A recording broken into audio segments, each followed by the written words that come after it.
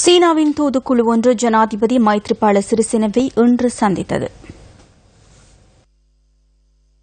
சீன கம்யூனிஸ்ட் கட்சியின் பிரதி தலைவர், அந்த நாட்டு பாராளுமன்ற பிரதி சபாநாயகர் மற்றும் சீன கம்யூனிஸ்ட் கட்சியின் சிரேஷ்ட உறுப்பினர்கள் இந்த சந்திப்பில் கலந்து கொண்டிருந்தனர்.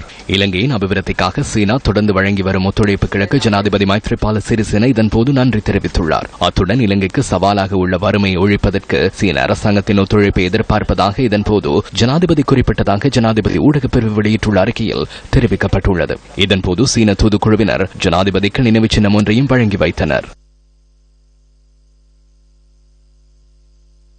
பட்டய சூழலியல் தொழில்சார் நிறுவனத்தின் 9வது வருட பூர்த்தி ஜனாதிபதி மைத்ரிபால சிறிசேன தலைமையில் இன்று நடைபெற்றது.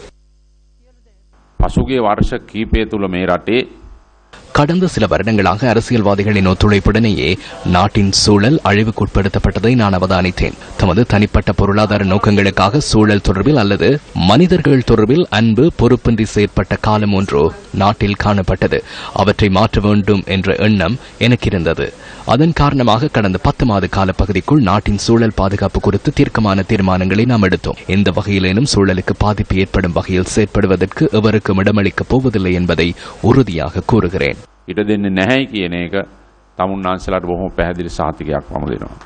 சூழல் பாதுகாப்பு தொடர்பில் சிறந்த முறையில் செயற்பட்ட வல்லுநர்களுக்கு இதன்போது பட்டய சூழலியல் உறுப்புரிமை ஜனாதிபதியினால் வழங்கப்பட்டது.